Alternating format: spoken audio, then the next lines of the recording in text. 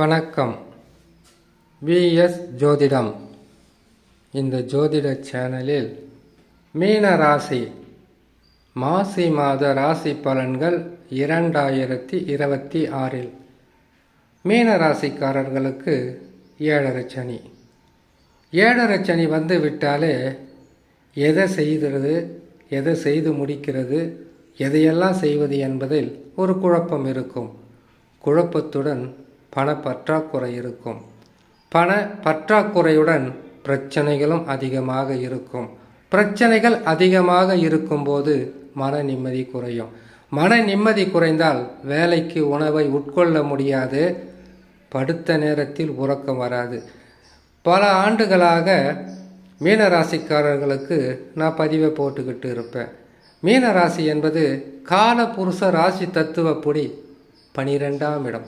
12ஆம் இடம் என்றாலே அயன சயன போக விரயஸ்தானம். வாழ்க்கையில் எப்படி பிறந்தோம், எப்படி வளர்ந்தோம், எப்படி வாழ்ந்தோம் என்பதை விட எதையாவது செய்து சாதிக்க வேண்டும் என்பதற்காக எந்தெந்த வழிகள் இருக்கிறதோ அத்தனை வழிகளிலுமே கடுமையாக போராடி ஆரம்பத்தில் கெட்ட பெயரும் அவமானமும் துன்பமும் கஷ்டங்களும் ஒன்றின் பின் ஒன்றாக அனுபவித்து அதற்கு பிறகு நல்லது எது கெட்டது எது என்பதை அலசி ஆராய்ந்து நல்ல வேலைகளையும் நல்ல பெயர்களையும் நல்ல புகழையும் அடையக்கூடிய ஒரு ராசி தான் மீன ராசி. இந்த ராசிக்காரர்களுக்கு 7.5 சனி.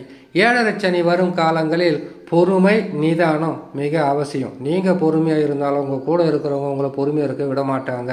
நீங்கள் நல்லதே செய்ய போனாலும் உங்களுக்கு பல வழியிலும் தடைகளை கொடுத்துக்கிட்டு இருப்பாங்க. தடைகளை தாண்டினால்தான் வெற்றி என்பதை எளிமையாக புரிந்து கொண்ட மீனராசிக்காரர்கள் புன்சிரிப்புடன் அந்த கவலையும் கஷ்டத்தையும் மனதில் வைத்து கொண்டு சிறிதளவு சிரிப்பையும் பல வழிகளில் கோபத்தையும் அடக்கி கொண்டு வாழக்கூடியவர்கள் தான் மீனராசிக்காரர்கள். இந்த மீனராசிக்காரர்களுக்கு மாசி மாதத்தில் கிரகங்கள் மாற்றங்களால் எத்தகையான நற்பலன்கள் அல்லது அசுப பலன்கள் கிடைக்கப் போகிறது என்பதை ஒரு சிறு விளக்கமாக பார்க்கலாம். அதற்கு முன்பதாக சந்திராஷ்டம தினங்கள். சந்திரன் ராசிக்கு 8ஆம் இடத்தில் அமரும் காலம் மிகவும் மனம் ஒரு நிலையில் செயல்படாது. எண்ணற்ற குழப்பங்களாகவே இருக்கும். எதை செய்கிறது, எப்படி செய்கிறது, எந்த வகையில் செய்கிறதுன்னு ஒரு நிலையான முடிவை எடுக்க முடியாது. அது மட்டும் இல்லாமல் அமைதியாக இருக்கிற மனிதர்களை கூட மிகப்பெரிய ஆர்ப்பாட்டத்திற்குள்ளே தள்ளுவது தான் இந்த காலகட்டம். மனமும் மனிதனுடைய குணமும் செயலிழந்து பல வகையில் சிக்கல்களை தரக்கூடிய இந்த காலகட்டத்தில் மிக கவனமாக இருக்க வேண்டும். சரி, சந்திராஷ்டம தினங்களை பார்க்கலாம்.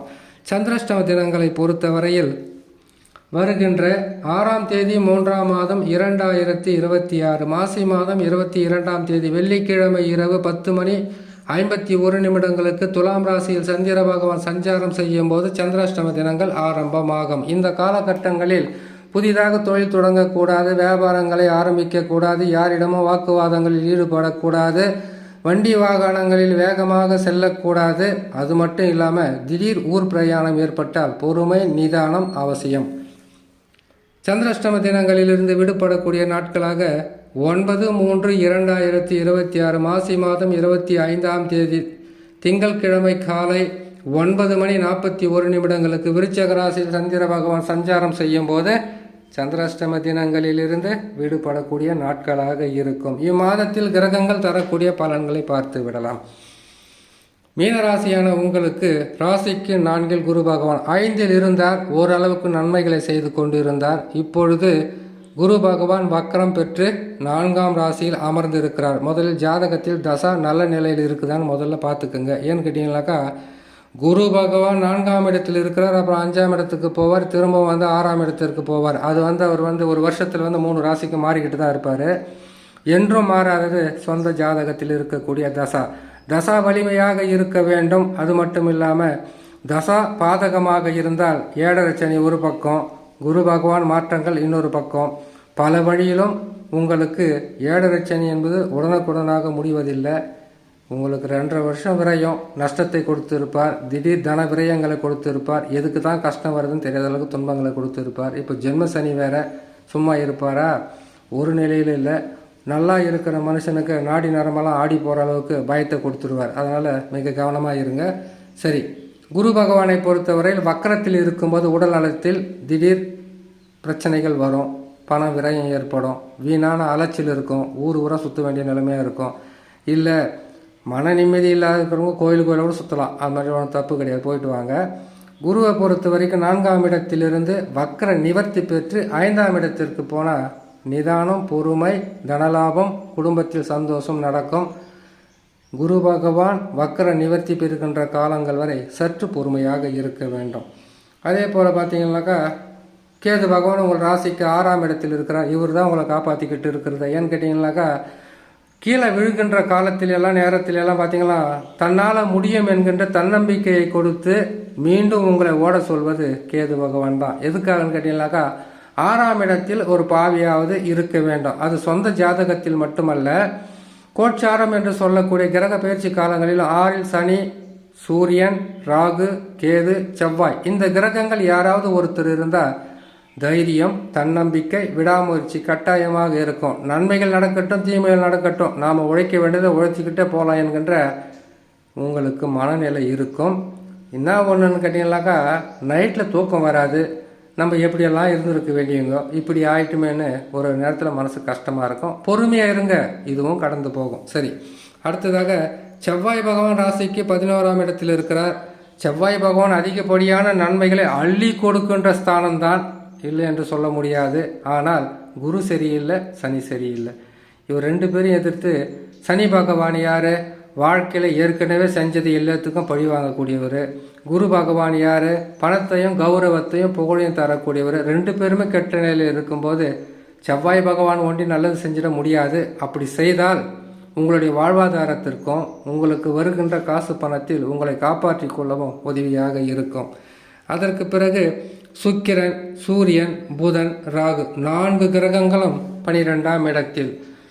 எப்போவுமே பார்த்தீங்கன்னாக்கா 12இல் ஏதாவது ஒரு கிரகம் இருந்தால் நல்லா தூக்கம் வரன்னு சொல்லுவாங்க. அதுக்கு பேர் தான் அயன சயன போக விரயஸ்தானம் சொல்லுவாங்க.